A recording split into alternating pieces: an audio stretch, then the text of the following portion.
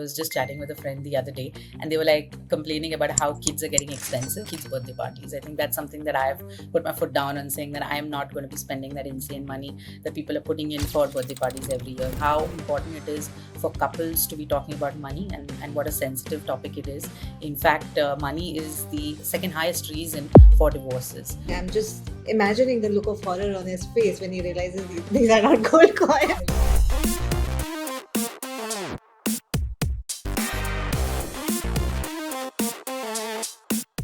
Hi everyone, I'm Arpita, the co-founder of Cashvisory.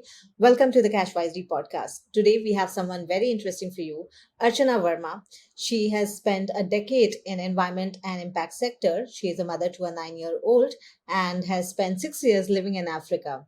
And today she is leading a design agency headquartered in the US as the India GM, the Design Project. Hi Archana, welcome to the podcast. We are super excited to have you here.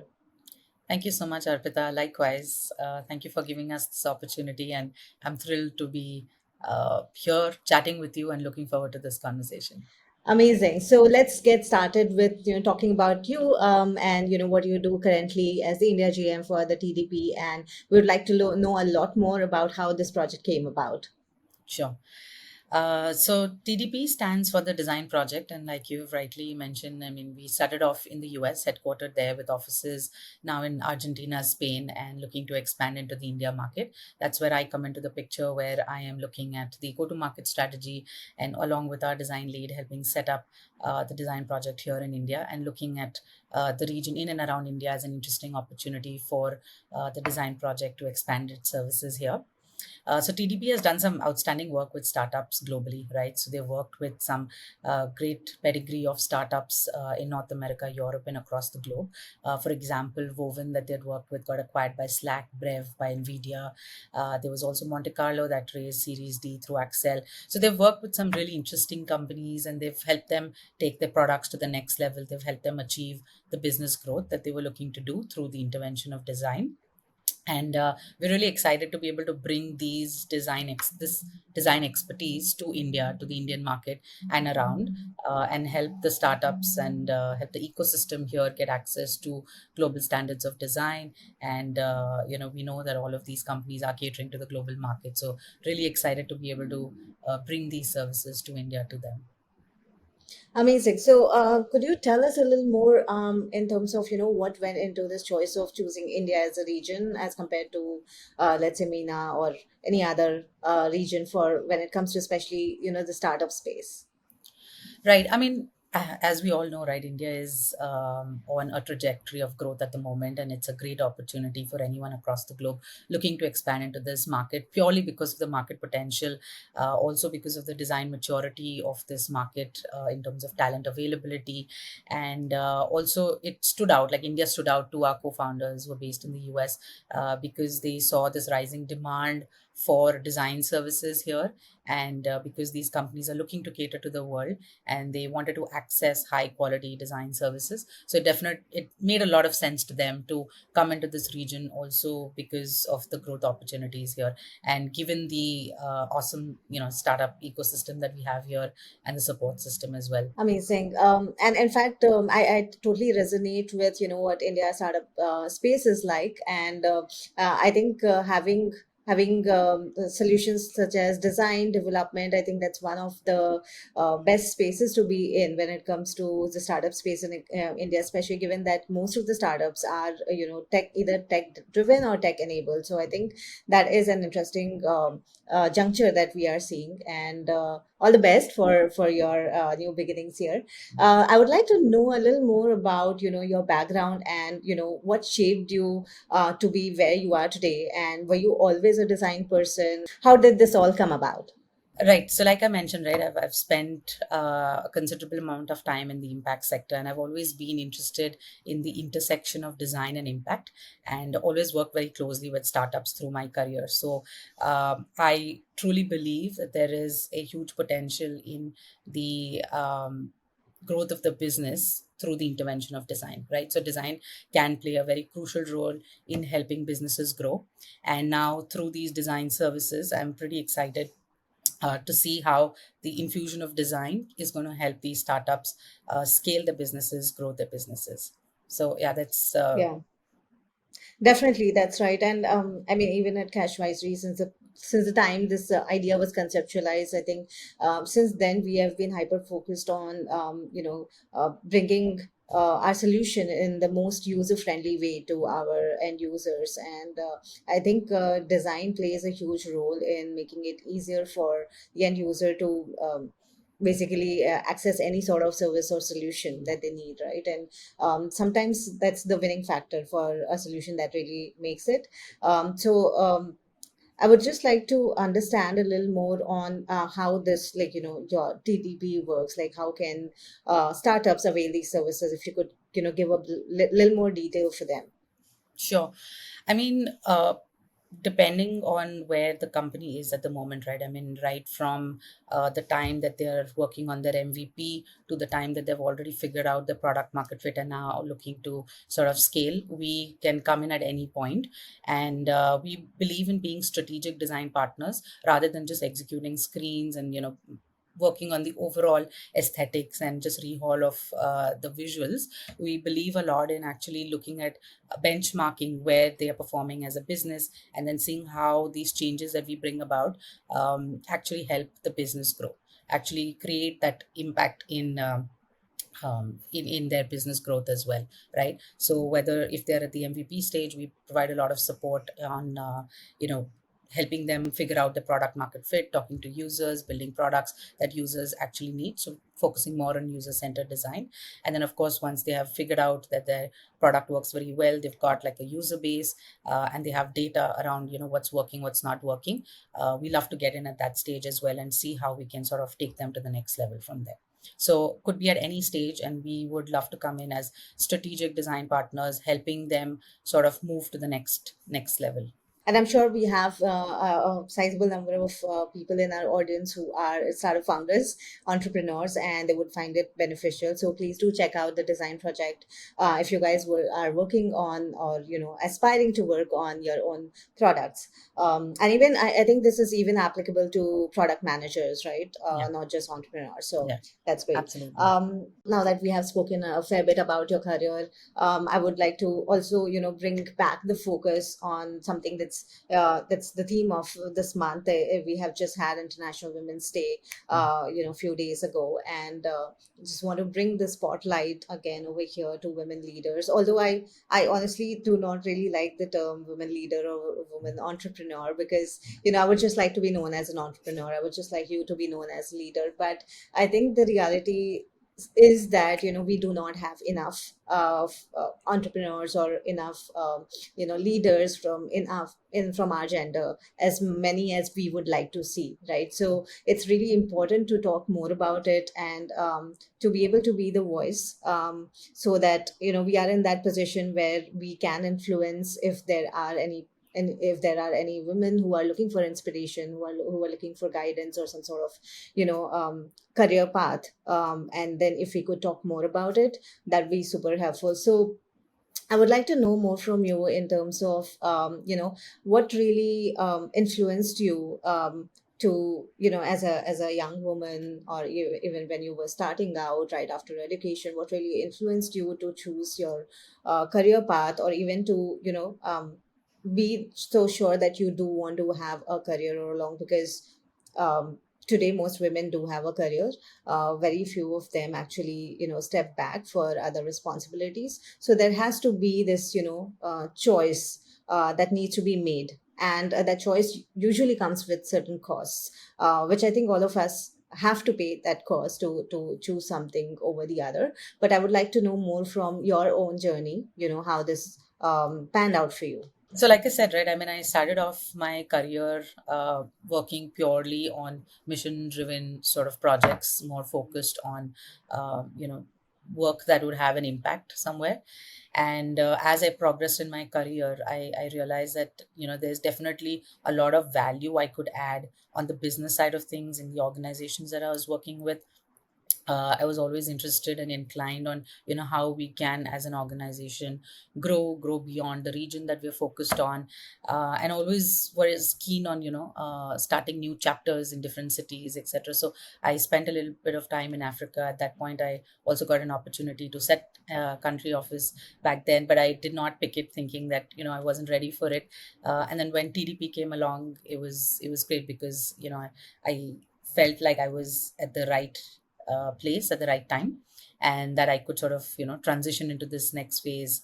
So yeah, I mean, I could have done this much earlier, but then it took me a little bit of time, because I think as a woman I had these uh, these thoughts that, I should not be picking it up. I should have a certain number of years of experience, some seniority, all of that. These are some really bold choices, like, right from being in the impact sector, which I believe is still, not as popular amongst the young generation, as popular as it needs to be given the situation the world is in. So going for that, living in Africa for work, and then, doing this whole career transition from, impact to design, it doesn't come without courage. And I think, there is this misconception or the notion that, women don't really take that much risk. But I can see here, and I have seen in my life and my journey, that women have taken all kinds of risks. It's just that, like you mentioned, that there are certain challenges that need to be overcome, and a lot of times they are internal. So like we tend to, doubt our capabilities a lot more a lot of times, and we feel that we just need that much more knowledge or that much more experience or whatever our inhibitions are, and that kind of get in the way. So if you could, like, delve a little deeper into, each time these choices that you had to make, did you face any sort of challenge externally or internally, and how you overcame that? I think that'll be super useful to our audience out here. Right. Yeah, I mean, I have definitely taken a lot of risk in my career, right? I mean, I think that also helped me in this whole entrepreneurial journey as well, because without taking risks, you're really not going to be able to make bold choices, or, pick up new projects at all. And it has been challenging. I mean, it's not been very easy. I've given up a lot of interesting opportunities in the past. And but I think it's very contextual. So you have to also look at other scenarios. As a woman, I had to definitely look at beyond my career at a lot of times, and I think that has sort of restricted what I could have picked. But I think I've also gone with the flow a lot, so gone with my instinct. And these are some characteristics I think that women bring to the workforce, which is amazing, right? I mean, they can bring in this instinct, this ability to read a situation, this ability to understand and just go with the flow sometimes, which has really helped me a lot as well, overcome these challenges, right? So yeah, I mean, that's led me to where I am today, and I'm really glad that I made the mistakes, I made the choices, and then, it's at the end of the day, it sort of worked out, and things have fallen in place. Yeah, and I think something really interesting you pointed out is, women bring that, different perspective to the workforce. And I believe that, I strongly feel that a lot of places where there's less representation of women in the leadership team, especially, right? They do kind of lose out on that perspective, and it would be so much more enriching to have that perspective of the other gender there, or, just more representation from all kinds of genders, I would say, right? So are there any specific things that you have seen, like, in a place that has a lack of representation of women, or in a place that has more representation of women? Have you seen the difference in that culture or leadership style, or just, the entire team, or the decisions they take? Anything that you have noticed yourself? Yeah, absolutely. And at TDP, actually, I think we are a majority women here, with barring like two or three Amazing. men. And I've worked in organizations that have had, like, mixed gender balance over there.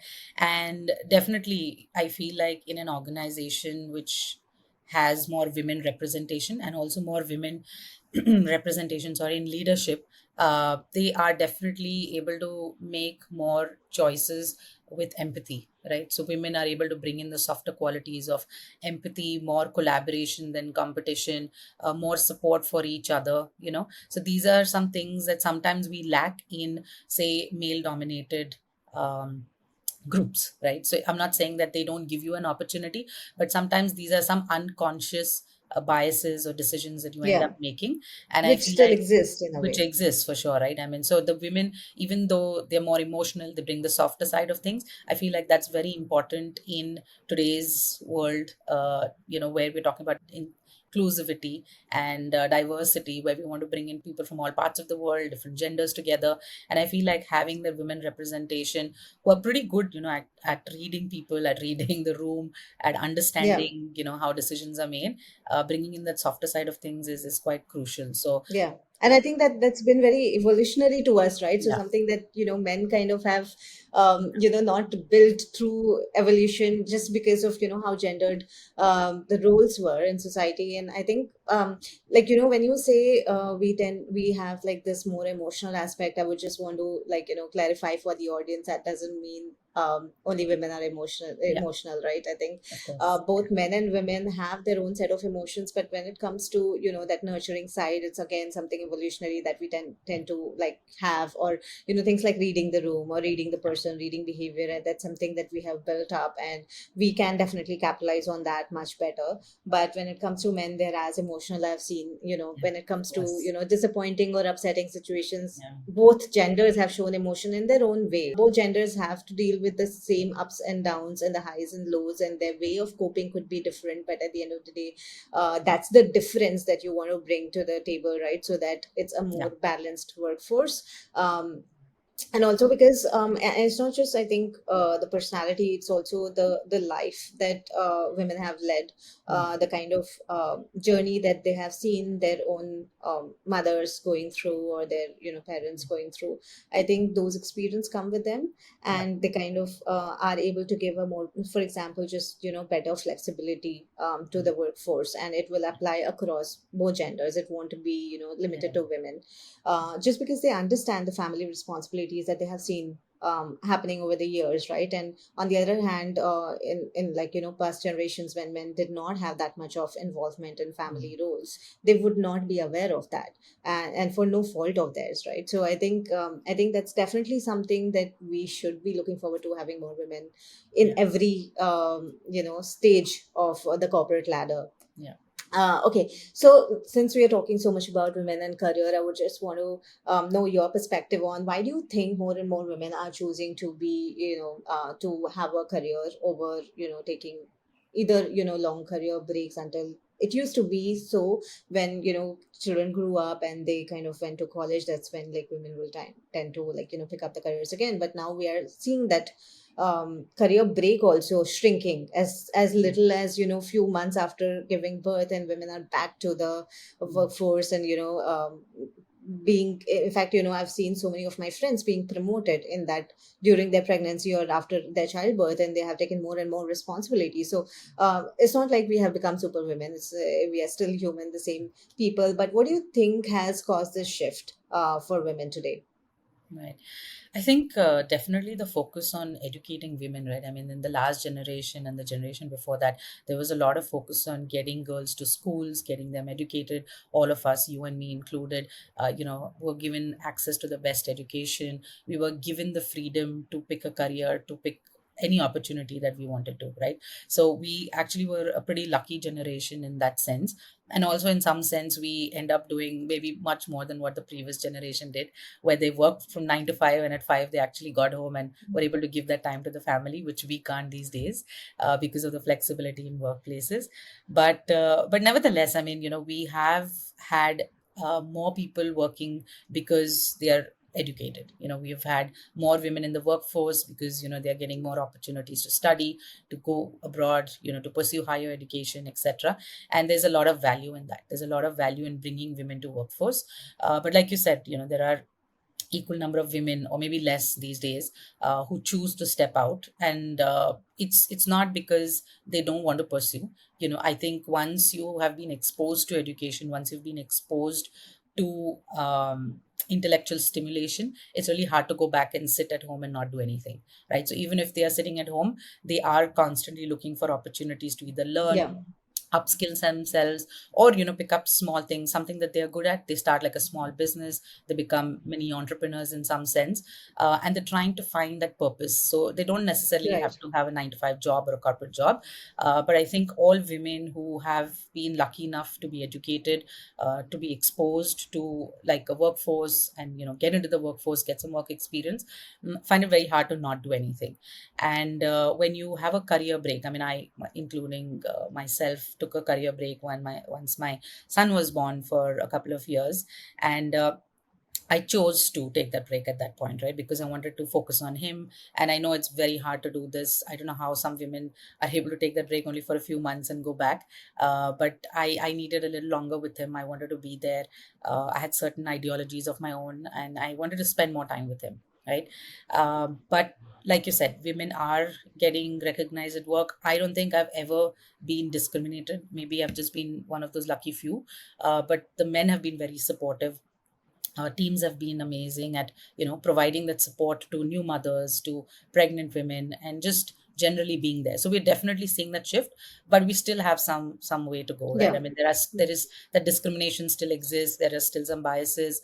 When you're looking to hire someone, and if they're going to be on maternity leave soon, there are definitely those choices that you make at that point where Yeah. you'd rather give it to someone else, right? Yeah. And sometimes women end up doing that. So I'm not saying that men make those decisions all the time. Yeah, yeah. I mean, it's really the system, and we can't Yeah. really put this on one gender. I mean, couple of important factors that have come out is, of course, the education, right? Having been educated, we feel that we must use it towards something. Um, and it's not to say that, like, if don't have a career, you basically don't have work to do, but it's like, it's the what kind of work you're doing, what's more fulfilling, what really stimulates you intellectually, like you mentioned. And the other aspect is, obviously, the system has become much more supportive, right, with all kinds of flexibility in working hours, having more and more of office jobs as compared to manufacturing and that manual labor that used to exist, which was like majority of the workforce at some point. So I think having office jobs and all those, the support system has definitely helped. But do you think there's also this pressure of being a dual income household, to kind of sustain the lifestyle today, Yeah. and especially in big cities, or expensive Yeah. countries, whichever you choose, right? Is income the pressure, or having your own income for your own fulfillment, the major factor? And I mean, I'm sure we can't generalize for everyone, but there Yeah. has to be something that is more of a trend, right, that you would see amongst your friends, your colleagues, or even for yourself. Yeah, yeah. No, absolutely. I mean, and I'm speaking only for the people who are living in the bigger cities at the moment, because there's a certain lifestyle that everybody wants to follow. Everybody wants to go to movies, go to restaurants, cafes, send the kids to the best school, travel where possible, travel by air. So I think there are certain lifestyle choices that people end up making, and that needs a certain amount of money, right? You need to have a certain income for that. And especially if you want to own a house these days, right? I mean, you cannot even think of having a house without having a dual income, given the EMI rates, and given the sort of lock in that you have for 2 or 3 decades with that particular house and with that particular loan itself. So and this is an interesting conversation, because I was just chatting with a friend the other day, and they were like complaining about how kids are getting expensive. And I don't think kids are getting expensive. They don't really care if you're buying them toys from Hamleys or taking them to a cafe for breakfast on Sunday mornings. But I think it's our lifestyle that we are putting onto them, right? The kind of money we want to spend on our Mm, kids has exactly. increased compared to what our parents did for us. And I think and then we are in that situation where we feel like, oh my gosh, what we're making is not enough to sustain this lifestyle in the longer run. So kids are not expensive. I think it's just the lifestyle that we want to give them is That's right. expensive, and you can very easily make that choice of downgrading, being as frugal as possible, keeping living a minimalistic life if possible. But that's a bit hard these days, given the peer pressure as well. You see Peer the other pressure, friends are doing it, absolutely. other family friends are doing it, so you succumb to it to a certain extent. But I think it's up to you to draw that boundary line and start revolting around smaller things. For example, kids' birthday parties. I think that's something that I've put my foot down and saying that I am not going to be spending that insane money that people are putting in for birthday parties every year, year on year, right? So I Right. think these are certain boundaries that you have to draw for yourself, and you can very easily live a frugal, minimalistic life if you choose to. Yeah, and I mean, I am 100% with you on the birthday parties. It's like it infuriates me to know that, for a 1-year-old, you are spending thousands of dollars, or if they're talking about Indian rupees, lakhs of, like he or she won't even remember that, right? You They just have don't care. pictures and you're doing it for yourself. Like, come Yeah. on, admire it. So, Yes. okay, no judgment out there. I would just, I probably don't understand those choices, but to be honest, money matters. Of And course. like it's something that you would want to make good choices, and especially when it comes to children, not just because you want to spend on the right kind of things for their future. For example, instead of spending that much money on a birthday party, why not give Mm. the child some an experience that they would appreciate, that they would remember, and at the same time, the money that you save, put in a fund that Yeah. would help them in their education in the future, right? So one is that, and second is also you want to set good example for the child, right? Mm. If you end up spending on materialistic things, that's what the child would grow up with, Yeah. right? Valuing materialistic things over experiences. Now I know that's easier said than done with Yes. peer pressure. It's, I mean, we all succumb to materialistic things, Yeah. right? We all go shopping, we all go for bags and shoes as much as, but the effort can still be there in terms of reducing the impact in the world, in terms of, like, the wastage that happens with all Mhm. these choices we make. Coming back to the topic of money with kids, right? Do you think that today's generation is any different from previous generations in terms of how the family plans their finances, and especially when it comes to kids' future? Do you see more involvement from both the parents, given that most of the mothers today have their own income, have their own career? Is there any difference? Yeah.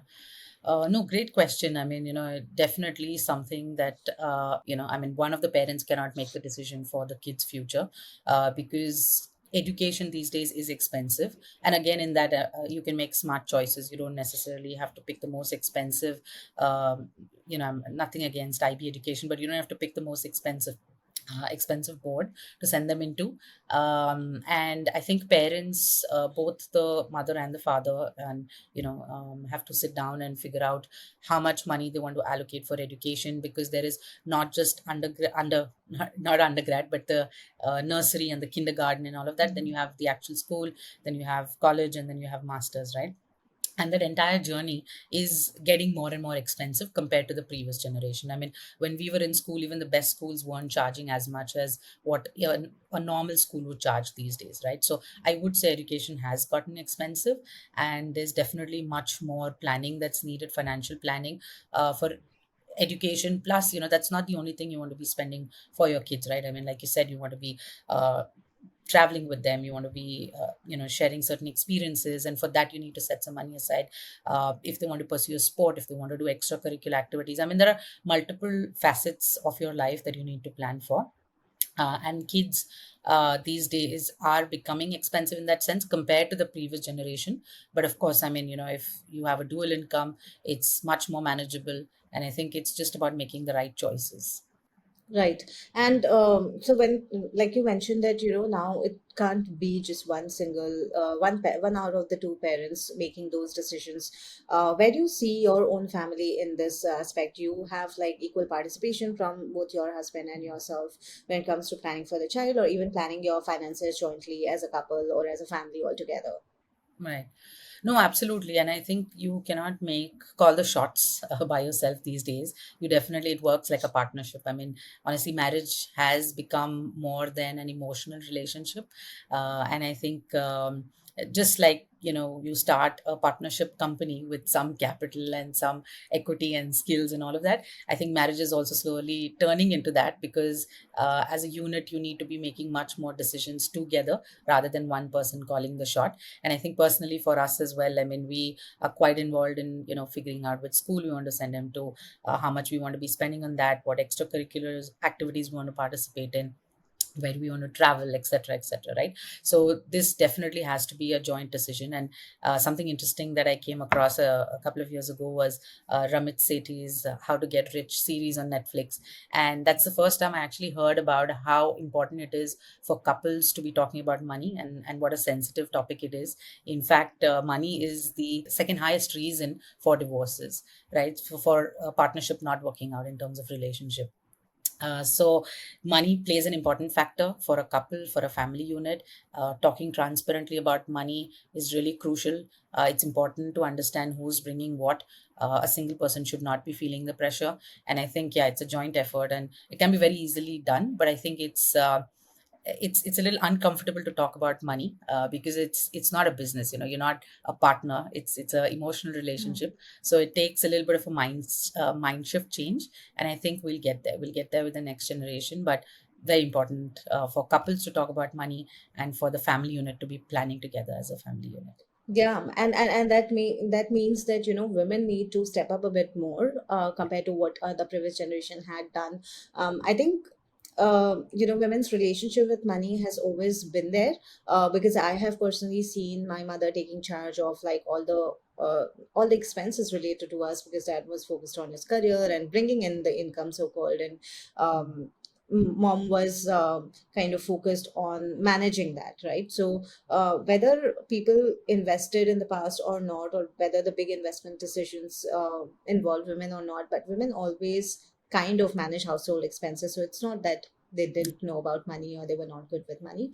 But traditionally, because the financial ecosystem had not really been designed, something that would even today there are gaps where if you're a homemaker you don't really get to participate that much in the financial, for example, access to credit and having Hmm. bank accounts and things like that. And that is the reason, since most women were homemakers in the past and slowly kind of transitioned to the society we have today, where most women are taking up careers, at least in the middle income households, right? But then, because of that history that we have traditionally, the ecosystem not being as accessible, I think women kind of don't lag behind in terms of the practical hands-on knowledge when it comes to investments and financial planning altogether. So yeah, being in financial advisory, what we have seen is women have been good with savings and allocating budgets, but tends to stop there.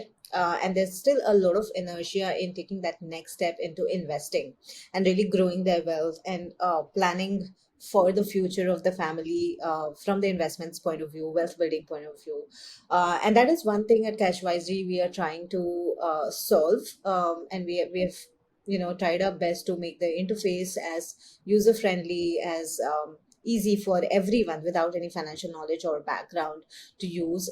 We have this feature of having an on-call expert whenever you feel stuck, and these are all features that I felt would be useful for anybody who did not have prior experience in investments or financial planning. And women definitely do, a lot of women come in that category because they have that intent, they have their own income, and they want to do a lot of things with the money, but it's just that they do not have that safe space or have access to a good financial advisor at times, right? So I think that is the benefit of having women in leadership. So for example, in our startup, the founders, both Karsh and I, we have equal split in terms of the workload, and in terms of what we bring to the table. And that is where I come with a lot of different perspectives from my own journey, or journey that I've seen my mother making, or a lot of women around me. And that is what makes our solution, although it's applicable to everyone, for the wider audience, I think it's very suitable for women as well who are starting out. And that is one thing I would urge everyone who is watching this episode to explore, to get started, because how important it is today to make sure that you are making those right choices, you're taking the right steps, because it not just defines what kind of life you're going to lead, but it's also something that as a parent, and for all the audience who have kids or who intend to have kids, it's very important, because it's also going to decide what kind of life your child will need, because today a lot of choices that they are going to make are going to cost money. For example, their higher education, and that's one thing, Ashna mentioned about, it's starting from nursery to the schooling to all the entire higher education. That's something that needs to be planned for. um, so coming back to that, topic of children and money, right? That's one thing that I've always wanted to discuss with parents is how do you build good money habits in kids? And Archana, I would like to know from you, have you taken any steps to, or first of all, just want to know, is there conversation around money with your child today? How old is he? Great. Yeah. So that's a very interesting question, Arpita. I think we've been trying to inculcate the value of money and the concept of money. You know, I think since very early years. My son has just turned 9 last week, and now he's starting to talk about the value that a certain toy or a thing that he wants to purchase can bring versus how much we spend on it. And I think half the battle is won there because he's already starting to understand that it's not just a number associated with what we're spending, but there's also some value that that thing can bring for us. So there's definitely a lot of conversations we have around money. I think I'm bringing him up pretty frugally compared to other kids for sure. There are limited things that I give him, and I'm trying to do something similar to what my parents did with us as well. And I know that parents have a tendency to splurge on their kids these days, but I try to be as mindful as possible there, just so that he understands the value of money, that things are not going to always come to him easily. There will be situations in life where he has to figure it out for himself, right? And that, I think, we can prepare them for life if we get them to start understanding the value of money at a very early stage in their life. So, have there been any money habits that you have tried to build in your son since young? I know a lot of parents, they kind of like have the allowance or reward system for doing chores, or the allowance system, and then like you encourage them to save money with their piggy bank or whatnot.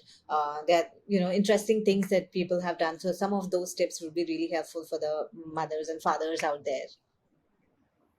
Right. I mean, again, we're doing a lot of what everyone might be doing, right? I think the reward system and gamifying something really keeps it really exciting for them. So if they are looking for a big thing, a big product, a toy, or whatever that looks like at the end, I think creating a reward system, creating a point system to earn, to get to a certain, value in the point system, and then being able to purchase the thing really helps a lot inculcate the value of money as well. So we've been doing a lot of that. I mean, if my son wants something, he has to work backwards. First of all, he doesn't get it right away. He has to work towards it for maybe a few months, and there's one thing that he needs. We've told him it's only going to come next year. So trying to delay that gratification is also important. Not keeping it small and not giving them something constantly. I think that really helps. That helps build patience in them as well, that they need to wait, they need to earn, they need to understand the value of that thing. They need to sell us the cost benefit analysis of why we should invest in the thing for them. Right. So these simple things, and of course, he has a savings account. So all the cash that he gets during his birthdays or any festivals from family and friends, we put it in there. He's seeing how the money is growing in that bank account. But again, this is all very digital, right? And these kids have never seen or interacted with a lot of coins and notes like maybe we did as kids. So what we also do, my husband started this a few years ago, is when we would buy a gold coin, on a certain festival or Dhanteras, for example, we'd also get him a silver coin, coat it, dip it in. I think they do like a gold coating or something on that. And then he's been collecting those coins in his little treasure chest, just to also make it a bit more physical, something more tangible for him to see that, there is this coin that and there's certain value attached to it. And then this is my treasure chest that I'm growing. So simple things like this, That's again, amazing. that's Yeah. going to help him understand the value of money. I think that that tactical feel of wealth is something that our generation definitely misses out on. We don't really. I don't know when was the last time I ever drew money from ATM. So that's amazing. I'm just imagining the look of horror on his face when he realizes these are not gold coins. Gold So coins. all the best for that confrontation.